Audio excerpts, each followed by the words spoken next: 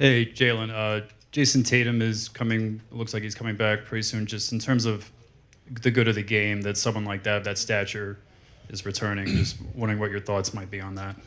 Yeah, he's a very dangerous player in our league, and so obviously seeing him go down last year, it sucks to see. You never want to see that from anyone in any sport. But the fact that he's worked so hard to get to where he is and preparing to come back is testament to who he is. And so basketball fans around the world definitely are excited to see us come back. About 8 rows back on the right on the aisle. Hello, Lukasz Rybowski from Poland. I have a new teammate in Jeremy Sohan recently. Can you tell us what he can add to the team? Yeah, I'm very excited to see him. I think he brings a level of toughness. From what I've seen, he's been a great teammate, and so very excited. It's a great opportunity for us and for him, and we'll see when we get back. We're going to go again, 4th row on the right. Just wait for the mic. Hey, Jalen. So obviously as players, the pinnacle of success is obviously a championship. But aside from that, for you at this stage in your career, what would you say is like your holy grail? Could be something that you have or something that you're still trying to chase.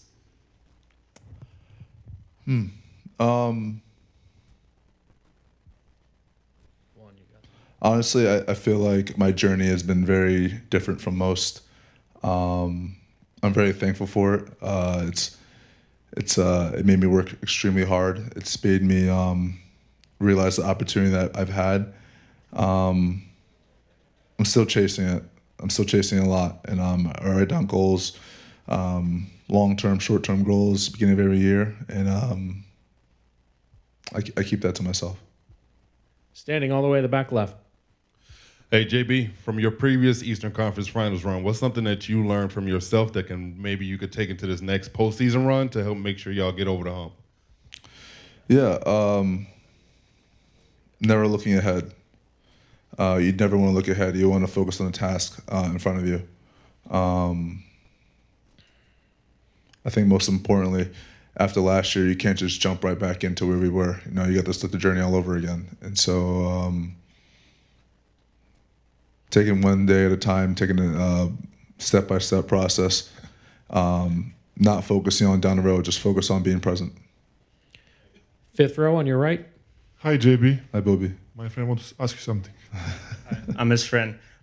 If you played Boban in a 1v1 to 11, who would win? Well, I have, and I've won. But what if I was with Boban on the same team against you? And then it would be the same outcome. Oh, okay. All right, thanks. Take next question here, standing on the left on 2.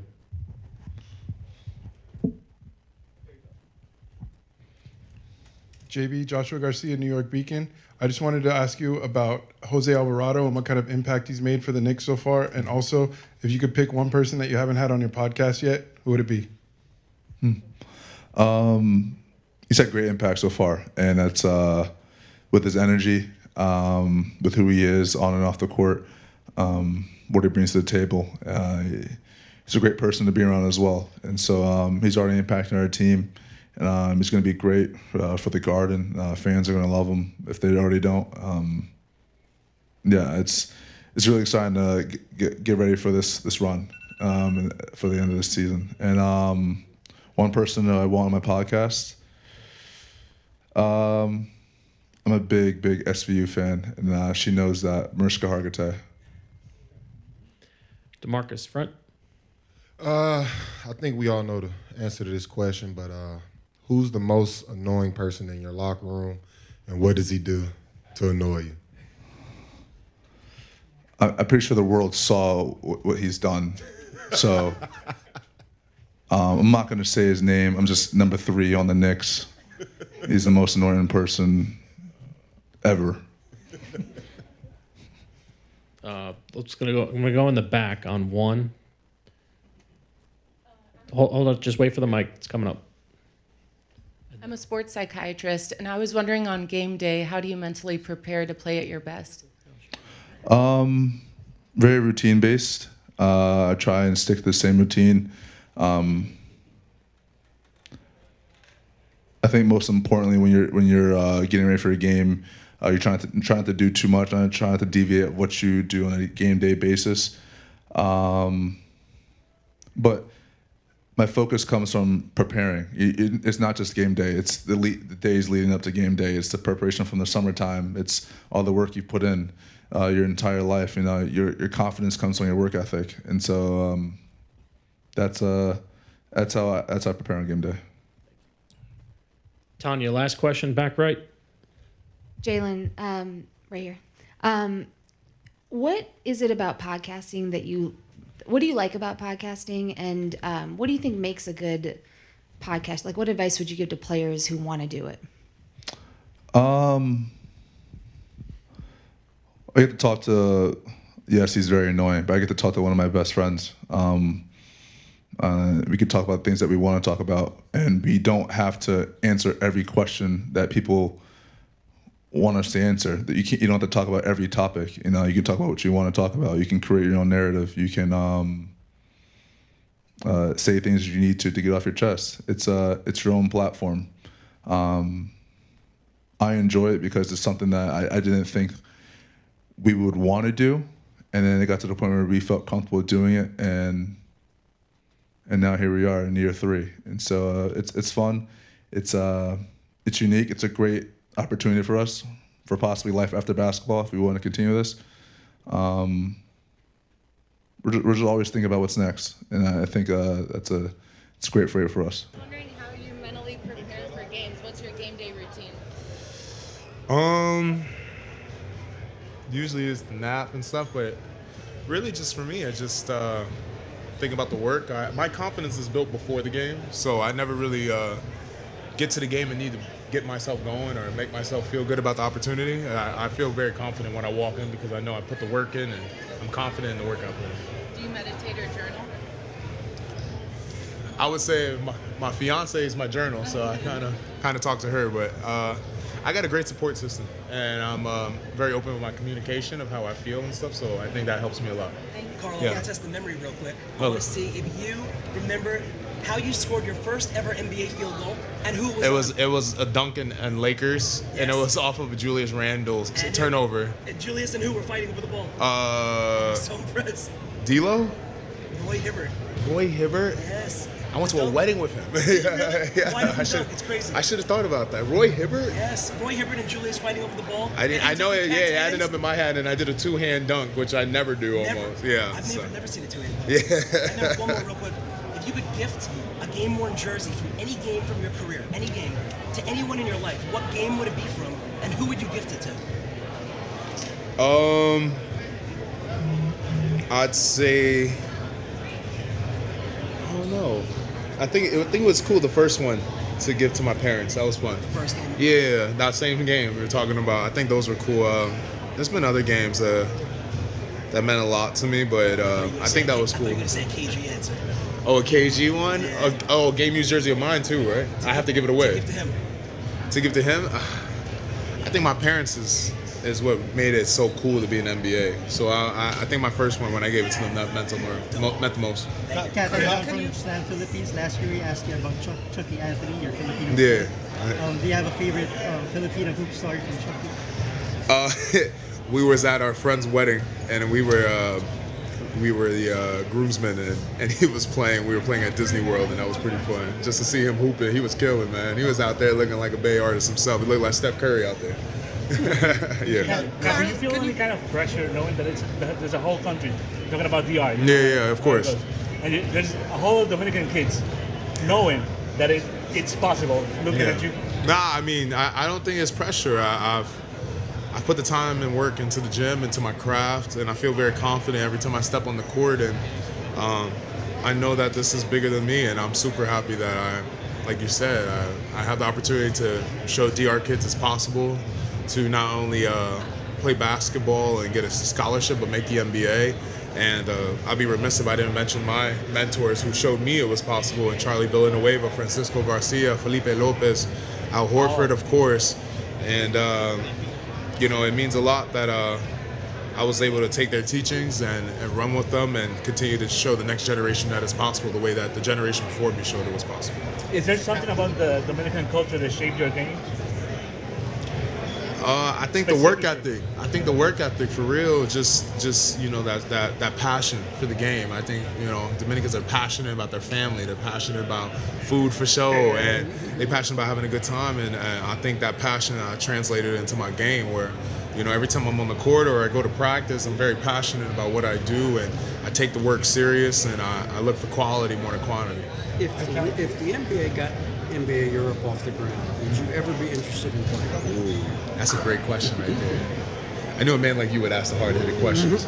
I had some time to think. I would. I would. I love international basketball, and I love playing FIBA basketball as well. Obviously, nothing better than playing in the NBA, but it would be pretty cool to even see that get off the ground and actually operate. But possibly one day to be part of it would be pretty cool. Do you think a lot of older players, as they get on with their careers, will look at that as an option? Yeah, I think so. But it's also too. There's so much talent in the world. To make it to the NBA and be one of those 450 players, it's extremely difficult. And sometimes there's players that don't make it and they fall through the cracks, but they have the talent and they have the ambition, they have the work ethic to do it. It's just circumstances just don't play in their favor. And I think that it'll be cool to see those guys who may not be having a chance in the NBA, who should be having a chance in the NBA, get the chance in the NBA Euro to show their talents and still live their NBA dreams. Carl has done various things to reduce tanking, but what else do you think that we can do? The what? The NBA's try to do different things to reduce tanking. What else do you think? I don't know. We'll definitely have a conversation about it and see what we could do to make it better for the league.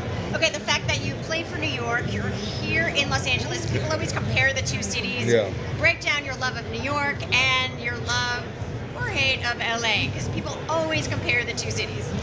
I mean, it's a weird answer for me, but I love both. For me being in New York, I got my family, got my father, my grandmother, my whole Dominican family over there, and I have my mother's side of the family there. It's been great for me and my fiance, but now obviously for LA, I got a lot of love for it. My fiance's from here, her whole family's here, so a happy mother-in-law solves a lot of problems. Speaking of your fiance, it is Valentine's Day, so what did you get for Jordan? Did you get her anything yet? Does she know? She doesn't know, but I hope my presence would be enough, but maybe it won't. Maybe it won't. I will see about what I can do. Oh, gracias. That's fine. Oh, thank you so much. I appreciate you for real.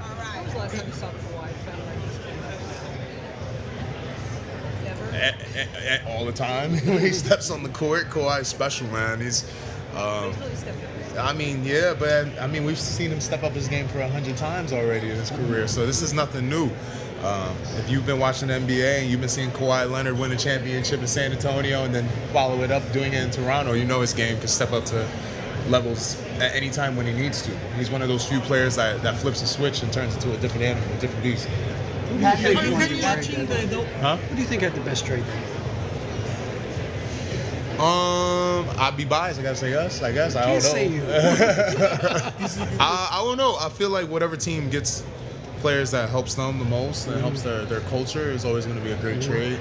I feel for us, we've done a great job of keeping our guys together and really being there. And it's unfortunate too because we had Yabu, and Yabu's such a big part of our locker room and such a great player, as everyone knows. But who he is as a person, as a player, as a teammate, resonated with our team even more than his talent, which is superb. And to be in a spot like we are now without him is tough. But I think that for him, I'm glad to see him in Chicago thriving and getting the opportunity he deserves. And what do you think Jose brings to the Knicks? I think he brings a lot to us, a lot of energy. I think it's great to have someone like that who brings that kind of bottle of energy that can really put a jolt in the game whenever we need to. Carl, can you talk more about Jeremy Sohan's addition to the team, what he brings to the table, and have you talked already? I haven't talked to him personally, but he brings a lot to our team. He's undersized, but he makes up with it with effort and a defensive prowess and his ability to affect the game. is something that I've seen as an opponent. And for now to be able to call him a teammate, it's just our team grows with just that ability to have game changers, and he's another game changer added to the equation. Guys, you played Team Philippines in Manila. What was the vibe there? It was really cool. That was I think that was the biggest World Cup attendance game of all time. Yeah, it was really cool. And then obviously didn't know my future teammate would be on the team as well, and Jordan Clarkson. But that was one of those games I won't forget. It was a lot of fun, and to just be in a different atmosphere, not in the NBA gym playing the game of basketball that I love so much with my mother's country on my chest. Yeah, it was such an amazing experience, and I'm super happy that our country was able to get the win. Will you be watching the World Baseball Classic? Of course I'm going to be watching. I had the Dominican Republic winning it all. Who's your favorite player from República Dominicana? All of them. What you mean? They all get to wear. They all wearing the flag. They all my favorites. For sure. No, you. God, this is you got up number 6 with the All-Star game. Yeah. Officially, the Dominican player most All-Star game in history. Oh man. This number. Yeah. Nah. This is it's special. Like I said, I'm just honored that I'm in this position to be able to show the next generation that it's possible, and to show them where I've been successful and also where I've made mistakes, so that they could not make those same mistakes and take this game and this flag and this country to heights that even I couldn't have taken it to. It's possible in the near future see playing to the Dominican Republic national team again. Yeah. For sure. For sure. Yeah, for sure. That's going to happen. That's going to happen again. How contagious has it been playing with Jose, man? That energy just feels amazing. Yeah, nah, it's funny. Like I said, I've been opponents against these guys, and I get to call them teammates. It's so cool to see who he is as a locker room presence and what he brings to our team in the locker room. And obviously, as a player, those sneaky steals and his ability to affect the game and be a game changer is it's special. So, like I said, we're blessed to have Jose. We're blessed to get Sochan. I think those two are going to be real big game changers for us, and they're going to, do what they do the best. And I think it's going to help us get some wins when it feels like we're just not going to get one of those nights. Thank you, everyone. You're working in Dominican Republic in the community. Yeah, appreciate it. Yeah. Tell me about this experience.